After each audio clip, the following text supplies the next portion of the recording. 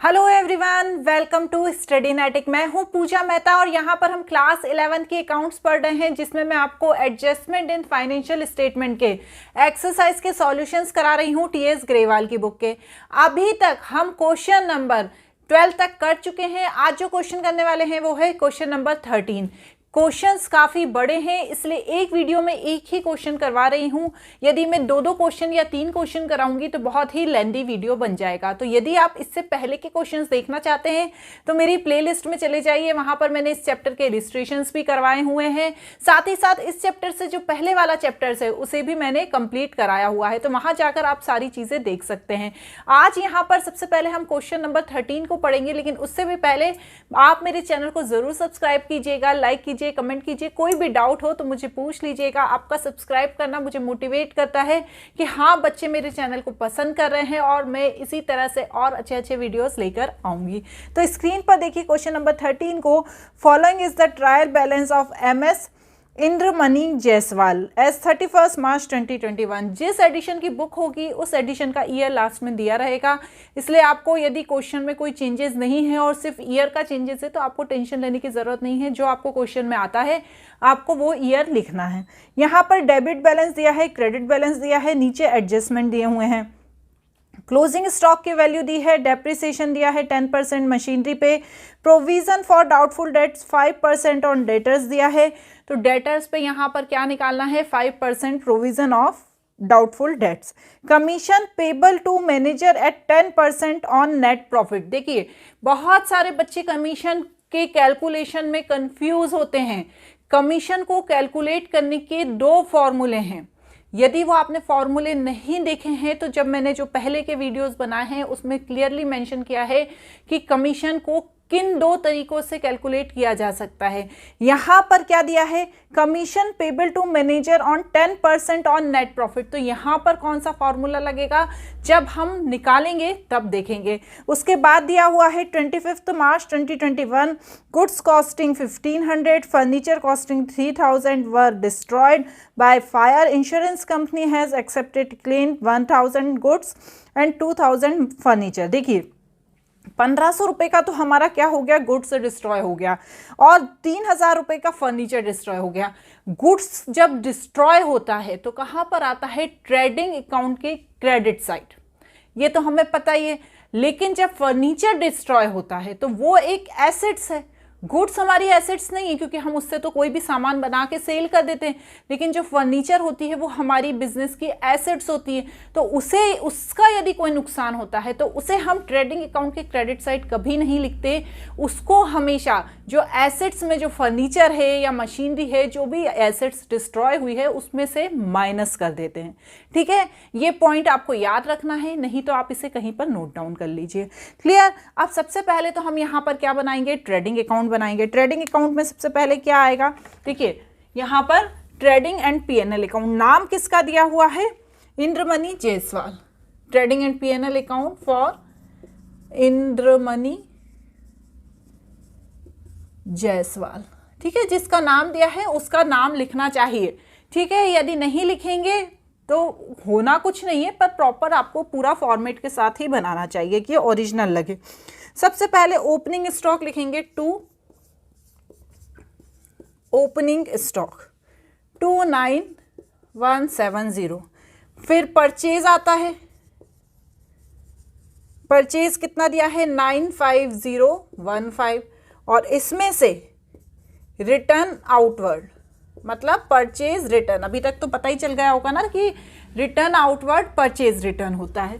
ठीक है, इसे क्या करेंगे, लेस कर देंगे। तो ये कितना दिया हुआ है 1100, जब आप लेस करेंगे तो आएगा 93915। अब क्या करेंगे, जितने भी डायरेक्ट एक्सपेंसेस हैं उन्हें कहाँ लिखते हैं, ट्रेडिंग अकाउंट के डेबिट साइड। तो अभी तक तो आई होप अपन बहुत सारे क्वेश्चंस कर चुके हैं, आपको पता चल गया होगा। सबसे पहले मैं यहाँ पर लिखूंगी वेजेस, कितना दिया है 31790। कहाँ पर दी है, देखिए आप क्वेश्चन में दी हुई है ना, वेजेस।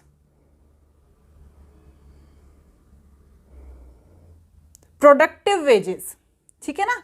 कौन सी वेजेस है ये, प्रोडक्टिव। तो उससे कोई फर्क नहीं पड़ता है, वेजेस वेजेस ही होती हैं, चाहे प्रोडक्टिव हो चाहे हम सामान बना के बाद में उसको वेजेस का पे कर रहे हो, वेजेस ही होती हैं। तो यहाँ पर प्रोडक्टिव वेजेस। उसके बाद आएगा फ्रेट इनवर्ड। जो फ्रेट इनवर्ड होता है वो हमेशा कहाँ पर आता है? वो हमेशा आता है ट्रेडिंग अकाउंट के डेबिट साइड, और आउटवर्ड जो होता है वो कहाँ आता है? P&L अकाउंट के डेबिट साइड। ये पता है ना आपने? ये सारी चीज़ें नोट कर लेना है आपको। Manufacturing expenses 11,000। क्लियर? ये सब क्या है? डायरेक्ट एक्सपेंसेस हैं। अब हम क्रेडिट साइड आ जाएंगे तो सबसे पहले यहाँ पर क्या लिखेंगे? सेल्स 246,700। उसके बाद रिटर्न इनवर्ड, रिटर्न इनवर्ड ही सेल्स रिटर्न होती है। कितना अमाउंट दिया है? 3128। जब मैं इसको माइनस करूंगी तो यहाँ पर आएगा 243572। बड़े छोटे छोटे से अमाउंट दिए हुए हैं। क्लियर? अब सबसे इंपॉर्टेंट, ये तो हमको पता ही है, क्लोजिंग स्टॉक जो हमें बाहर दिया होता है, कितना दिया है यहाँ पर? 6100। अब यहाँ पर अभी मैंने बताया कि जो फायर से नुकसान हुआ है गुड्स का, वो ट्रेडिंग अकाउंट के क्रेडिट साइड आता है। हमेशा ही ऐसा होता है, क्योंकि भैया हमने नुकसान झेला है ना उसका, बाय लॉस बाय फायर, और ब्रैकेट में लिख दो गुड्स। कितना? 1500। अभी में हम क्लेम की बात नहीं कर रहे हैं, अभी जो हमारा नुकसान हुआ है जलने से, ये सबसे पहली प्रोसेस है। जब हमारा नुकसान जलने से हमें पता चल जाता है यार 1500 का सामान जल गया, फिर हम कहाँ जाते हैं? इंश्योरेंस कंपनी के पास जाते हैं। फिर वो हमें क्लेम देती है। कभी कभी तो वो हमें पूरा ही क्लेम दे देती है, कभी कभी पूरे अमाउंट का क्लेम नहीं देती है, वो थोड़े से अमाउंट का क्लेम देती है। तो जिस अमाउंट का वो क्लेम देती है उसे कहाँ लिखते हैं? एसेट साइड लिखते हैं बैलेंस शीट में। और जितना अमाउंट क्लेम का नहीं मिलता है, जो नुकसान हो गया होता है, मतलब जलने से नुकसान हो गया है, उसका क्लेम भी नहीं मिला है, वो अमाउंट कहाँ आता है? P&L अकाउंट के डेबिट साइड। ये मैं पहले भी बता चुकी हूँ। ओके, अब चलिए यहाँ पर हम निकाल लेते हैं। क्या निकालेंगे? निकालिए। या तो आएगा ग्रॉस प्रॉफिट या आएगा ग्रॉस लॉस। चलिए 243572 प्लस 6100 प्लस 1500, तो यहाँ पर आएगा 251172। अब ये प्लस करेंगे 29170 प्लस 93915 प्लस 31790 प्लस 2470 प्लस 11,000। ठीक है, अब जो अमाउंट आएगा उसमें से माइनस कर देंगे 251172। ठीक है, तो यहाँ पर आएगा 82827। तो ये हमारा क्या होगा? Gross profit. यहाँ तक तो क्लियर है ना? ठीक है, अब आ जाइए P&L अकाउंट में। यदि आपके स्कूल में या आपकी कोचिंग में अलग से P&L अकाउंट बना रहे हैं तो कोई टेंशन की बात नहीं, आप अलग से बना लीजिए। सारे रूल्स एंड रेगुलेशन सेम ही हैं, सिर्फ लाइन आपको अलग से खींचनी पड़ेगी। ठीक है, चलें। तो सबसे पहले यहाँ पर क्या आएगी? Salary, to salary. तो सैलरी कितनी दी हुई है? 15040। उसके बाद जे फ्रेट इनवर्ड था, अब यहाँ पर फ्रेट आउटवर्ड है। कितना दिया है? 2000। उसके बाद क्या दिया है? देखिए, जनरल एक्सपेंसेस कितने दिए हैं? 6630। ये सारे आपको उसमें से देख देख के लिखने हैं। टू कमीशन, यहाँ पर जो लिख दिया ये सारे क्या हो गए? डायरेक्ट एक्सपेंसेस हो गए, और बचे हुए इनडायरेक्ट हो गए। ठीक है, बस आपको एसेट्स और लायबिलिटी पता होना चाहिए। कमीशन कितना है? 989। देखिए दिया है ना क्वेश्चन में, कमीशन 989। बहुत ही ऐसे अमाउंट है कि हम कंफ्यूज हो जाएं। फिर उसके बाद दिए हैं इंश्योरेंस। इंश्योरेंस भी दिया हुआ है। देखिए 3000 का क्या दिया हुआ है? इंश्योरेंस दिया है, तो आपको इंश्योरेंस को भी लिखना है। To insurance 3000। ठीक है, अब देखते हैं और क्या दिया हुआ है। हाँ, इसमें नेक्स्ट दिया हुआ है बैड डेब्ट्स। अब बैड डेब्ट्स का नीचे एडजस्टमेंट दिया है, create provision for doubtful dates 5% on debtors. तो डेटर्स कितने दिए हैं, पहले तो हमें डेटर्स, पहले तो मैं यहाँ पर बैड डेब्ट्स लिख देती हूँ। बैड डेब्ट्स का अमाउंट कितना है, देखिए आप अंदर दिया होगा, बैड डेब्ट्स हैं 1300। अब फिर हम देखेंगे डेटर्स, क्योंकि डेटर्स पे ही हमें 5% निकालना है ना। तो देखिए आप डेटर्स कितने दिए हुए हैं क्वेश्चन में, डेटर्स दिए हैं 67360। इस पे कितना निकालना है, 5% निकालिए। 67360 67360 पे 5%, तो यहाँ पर है 3368। क्या आ जाएगा, provision for doubtful debts to provision for DD. कितना इनको ऐड करना है बच्चों, ठीक है ना, 2 नहीं लगाना चाहे इसमें यहाँ पर, क्योंकि इसे ऐड कर रहे हैं ना हम। 3368, इन दोनों का जब हम प्लस करके बाहर लिखेंगे तो आएगा 4368। उसके बाद डेप्रिसिएशन दिया है मशीनरी पे 10%। तो मशीनरी कितनी दी हुई है, पहले मशीनरी देखेंगे 16,500, उस पर जब हम 10% लगाएंगे तो यहाँ पर आएगा to depreciation on machinery 1650। Clear है यहाँ तक। अब क्या दिया है, बैंक चार्ज भी दिए हैं। बैंक चार्ज भी हमेशा P&L अकाउंट के डेबिट साइड ही आते हैं, तो बैंक चार्ज लगा दीजिए आप, टू बैंक चार्ज, ये भी एक एक्सपेंस है इनडायरेक्ट, 460। ठीक है। अब सबसे इम्पॉर्टेंट यहाँ पर जो चीज़ आएगी, जो थोड़ी सी ज़्यादा समझने लायक है, वो है क्लेम का अमाउंट लिखना। क्लेम का अमाउंट नहीं लिखना, क्लेम और फायर के बीच का अमाउंट लिखना, जो वाकई नुकसान हो गया है। तो देखिए हमारा सामान कितने का जला है, गुड्स 1500 का, वो क्लेम कितना मिला है 1000। 1500 का सामान जल गया, 1000 का क्लेम मिला है, तो हमारा नुकसान वाकई कितना हुआ है 500 का, क्योंकि 1000 का तो हमें पैसा मिल ही गया है इंश्योरेंस कंपनी से, सामान 1500 का जला था, तो दोनों को जब हम माइनस करेंगे तो हमारा 500 रुपये का क्या बताएगा, नुकसान बताएगा। तो हम यहाँ पर लिखेंगे टू लॉस बाय फायर, और ब्रैकेट में लिख दूंगी मैं गुड्स। गुड्स का कितना है 1500 में से जब मैंने 1000 माइनस किया तो यहाँ पर आया 500। इसी तरह का फर्नीचर का भी करेंगे। फर्नीचर कितने का था हमारा, फर्नीचर था 3000 का, लेकिन क्लेम हमें मात्र 1000 मिला है, मतलब हमारा जो ओरिजिनल नुकसान है वो 2000 का हुआ है। तो हमें यहाँ पर लिखना पड़ेगा टू लॉस बाय फायर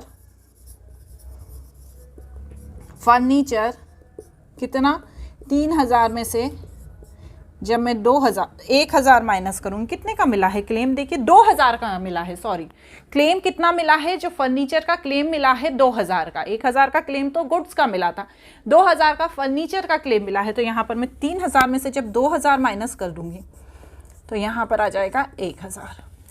समझ में आया ना, कंफ्यूज तो नहीं हुए, अमाउंट मैंने गड़बड़ बोल दिया था। 1500 का सामान जल गया, 1000 का क्लेम मिल गया, मतलब टोटल हमें 500 रुपये का नुकसान हो गया। फर्नीचर में 3000 का फर्नीचर जल गया, 2000 का क्लेम मिल गया, मतलब 1000 का हमें टोटल नुकसान हो गया। अब यहाँ पर क्रेडिट साइड क्या दिया हुआ है, प्रोविजन फॉर डाउटफुल डेट्स। तो ये कौन सा है, पुराना वाला प्रोविजन है, किसका, डेटर्स का। तो अब हम या तो ये कर सकते हैं कि यहाँ पर हमने जो बैड डेट्स था उसमें से ये जो हमने ऐड किया है और इसी के नीचे हम उसे लेस कर सकते हैं, या उसे हम क्रेडिट साइड भी लिख सकते हैं। तो पहले तो मैं यहाँ पर ग्रॉस प्रॉफिट ले आती हूँ क्रेडिट साइड। आप सबसे पहले ग्रॉस प्रॉफिट ही लिखा कीजिएगा 82827, और यहां पर आएगा प्रोविजन फॉर डीडी ओल्ड। ठीक है, समझ रहे हैं ना आप मेरी बात, कितना है ये है 6200। आप चाहें तो इस 6200 को इसमें से भी माइनस कर सकते हैं, कोई दिक्कत नहीं है, दोनों चीज है, यहां से माइनस करो या यहां से माइनस करो, कोई बात नहीं। और यदि क्रेडिट साइड लिखना चाहते हैं तो भी कोई बात नहीं है। यहां पर हमने जो ये ऐड किया है, ये थोड़ा सा गड़बड़ ऐड कर दिया है, 4668 है, ठीक है ना। जब 1300 में 3368 ऐड करेंगे तो आएगा 4668। अब चलिए, अब यहां पर एक सबसे इंपॉर्टेंट लाइन लिखी हुई है, क्या लाइन लिखी हुई है, commission payable to manager at 10% on net profit. हमने पहले पढ़ा है कि मैनेजर की कमीशन का कैलकुलेशन किस तरह से किया जाता है। यहाँ पे तो देखिए, पहले तो हम क्या करेंगे, ये ऐड कर लेंगे और ये ऐड कर लेंगे और देख लेंगे कि नेट प्रॉफिट निकल रहा है या नहीं निकल रहा है। तो सबसे पहले तो मैं ये देख लेते हैं, क्योंकि जो कमीशन है हमेशा नेट प्रॉफिट पर ही कैलकुलेट किया जाता है। यदि लॉस निकल गया तो कोई टेंशन ही नहीं है फिर कमीशन को कैलकुलेट करने की। तो पहले मैं क्या करूंगी, इसे ऐड करके देख लूंगी। 6827 प्लस 6200, तो यहां पर आया 89027। ठीक है, इन दोनों को ऐड करने के बाद अब इन सबको ऐड कर लेते हैं। 15040 plus 2000 plus 6630 plus 989 plus 3000 plus 4668 plus 1650 plus 468 नहीं है बच्चों, 460 है। बैंक चार्ज कितना है, 460 प्लस 500 प्लस 1000, तो यहां पर आ गया 35937। कितना आ गया, 35937। अब क्या करेंगे, मैं यहां पर करके बताती हूं आपको। 89027 में से 35937 इन सबको ऐड करने पे आया है।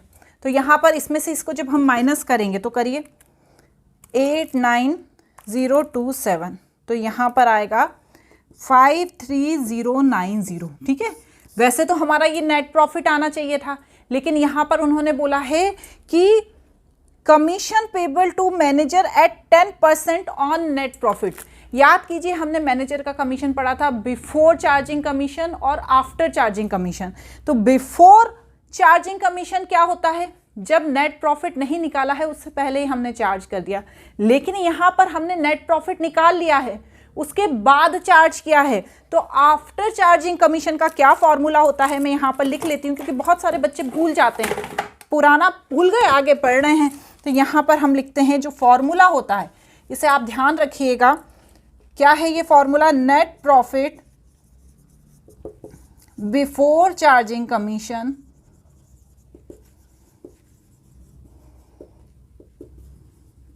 क्या है फॉर्मूला, फॉर्मूला है इनटू परसेंट ऑन कमीशन।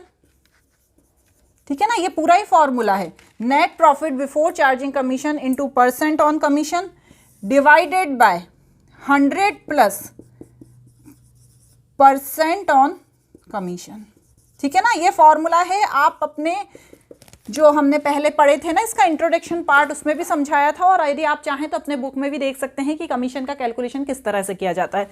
तो यहाँ पर कितना है, बिफोर चार्जिंग कमीशन के लिए नेट प्रॉफिट 53090, परसेंट ऑफ उन कमीशन कितना दिया है 10, डिवाइड करेंगे 100 प्लस 10, तो यहाँ पर जो कैलकुलेशन करेंगे तो उसके बाद कितना निकलेगा, देखिए आप, इंटू 10 डिवाइड 110, तो यहाँ पर आएगा 4826। तो ये क्या हो गया, हमारा मैनेजर का कमीशन हो गया। उसे यहाँ लिखना है टू मैनेजर कमीशन, और उसके बाद फिर से नेट प्रॉफिट निकालना है 4826। क्लियर हो गया ना, कंफ्यूजन तो नहीं हुआ। इसलिए मैंने आपको पूरा फॉर्मूला लिखकर बता दिया, क्योंकि हो सकता है कि बच्चे भूल जाते हैं, उस समय ध्यान नहीं देते। यदि बिफोर चार्जिंग दिया होता है तो सिंपल 10 से ही डिवाइड करते हैं, लेकिन यहाँ पर क्या दिया है, आफ्टर चार्जिंग लिखा है ना, commission payable to manager 10% on net profit, मतलब आफ्टर चार्जिंग हुआ तो उसके लिए डिवाइडेड 110 करेंगे। क्लियर। अब क्या करेंगे, अब इसको हमने जो ऐड किया था उसमें ये और ऐड करके क्या करेंगे, माइनस कर देंगे। तो ये ऐड करने पे क्या आया था हमारा, 35937 प्लस 4826, तो हमारा आया 40763। इसमें से जब मैं माइनस करूंगी 89027, तो यहाँ पर आएगा 48264। ये हमारा क्या है, नेट प्रॉफिट। दिख रहा है कि नहीं, 48264 ये हमारा क्या है, नेट प्रॉफिट है। क्लियर कोई भी यदि ऐसी चीज़ है जो आपको लग रहा है कि नहीं समझ में आई है तो आप मुझसे कमेंट बॉक्स में पूछ लेना। चलिए, तो अब हम क्या कर लेते हैं, अब हम बैलेंस शीट बना लेते हैं। यदि आपने इलिस्ट्रेशंस किए हैं ना तो आपको ये क्वेश्चन ज़्यादा टिपिकल नहीं लगेंगे, लेकिन यदि आपने इलिस्ट्रेशन नहीं किए हैं तो हो सकता है कि ये आपका दिमाग खराब कर दें। सबसे पहले क्या लिख देंगे यहाँ पर, कैपिटल 60,000, इसमें प्लस नेट प्रॉफिट 48264, करिए ऐड करने पे आया 108,264। मैं एक बार ऐड कर देती हूँ कि हो सकता है कि ये गलत हो, क्योंकि गलत होता है तो फिर सब गड़बड़ हो जाता है। 60,000 प्लस 48264, तो यहाँ पर आया 108,264। ठीक है, चलें अब और क्या है, जितनी भी हमारी लाइबिलिटी हैं उन्हें लिख लेंगे हम यहाँ पर। इसके बाद यहाँ पर आएंगे क्रेडिटर्स, कितने दिए हुए हैं 18160। उसके बाद आएगा बिल्स पेबल 12,000, उसके बाद बैंक लोन 10,000, और जो हमारे मैनेजर का कमीशन है वो भी हमारे बिजनेस की लाइबिलिटी है, क्योंकि भैया हमने अपने पैसे में से मैनेजर को कमीशन दे दिया ना, तो यहाँ पर मैनेजर कमीशन कितना है 4826। क्लियर। अब आ जाएंगे हम एसेट साइड। तो एसेट्स में क्या क्या लिखेंगे, देखिए मशीनरी कितनी दी हुई है, मशीनरी दी है 16500, इसका भी हमने निकाला डेप्रिसिएशन 1650, तो यहाँ पर मशीनरी 16500 लेस डेप्रिसिएशन 1650 14850। ठीक है, उसके बाद क्लोजिंग स्टॉक कितना दिया है 6100। इसके बाद फर्नीचर भी दिया हुआ है 6300। अब यहाँ पर हमने देखा था 6300 का जो फर्नीचर है उसमें हमारा नुकसान हो गया 3000 रुपये का, तो मैंने आपको बताया था ना, तो वो एसेट्स में से माइनस हो जाएगा, तो यहाँ पर आ गया कितना 3300 बाहर। क्लियर, ये चीज़ मैंने स्टार्टिंग में ही समझा दी थी। इसके बाद आएगा यहाँ पर डेटर्स, डेटर्स कितना दिया है 67360। ठीक है, एक बार देख लेते हैं डेटर्स कितने दिए हुए हैं 67360। अब इसमें से जो ये हमारे ये हैं प्रोविजन फॉर डाउटफुल डेट्स थे जो नए वाले दिए हुए थे बाहर की तरफ, इसे क्या करना है हमको लेस करना है, तो यहाँ पर मैंने लेस कर दिया 3368। यहाँ पर ऐड करते हैं पीएनएल अकाउंट में और यहाँ पर लेस कर देते हैं, तो चलिए माइनस कीजिए 67360 माइनस 3368। क्लियर, तो यहाँ पर आया 63992। अब उसके बाद देखिए जितने भी हमारे एसेट्स है, बैंक कैश 7145 721, ठीक है, बिल्डिंग एंड गुडविल ये सब हमारा दिया हुआ है ना, कितना दिया है बिल्डिंग एंड गुडविल देख लेते हैं हम। बिल्डिंग दी हुई है हमारी 27,000 की और गुडविल दी है 27,142, तो बिल्डिंग कितनी है 27,000 की और 27,142। अब सबसे इंपॉर्टेंट चीज़ है यहाँ पर क्लेम, जितना भी क्लेम मिला है बस उस अमाउंट को हमें यहाँ लिख देना, तो गुड्स का क्लेम और फर्नीचर का क्लेम, तो यहाँ पर claim of goods 1000, claim of furniture कितना 2000। क्लियर, अब इसको ऐड कर लेते हैं, ऐड करके देखें 14850 plus 6100 plus 3300 plus 63992 plus 7145 plus 721 plus 27,000 plus 27,142 plus 3000, तो यहाँ पर आया 153250। क्लियर, अब इधर का करके देखते हैं 108264 प्लस 18160 प्लस 12,000 प्लस 10,000 प्लस 4826, तो यहाँ पर आया 153250 और हमारी बैलेंस शीट हो गई मैच। क्लियर? कोशिश पूरी की है कि आपको अच्छे से क्वेश्चन समझा सकूं, फिर भी यदि कोई डाउट हो तो कमेंट बॉक्स में पूछ लेना। आज के लिए इतना ही, बाय बाय।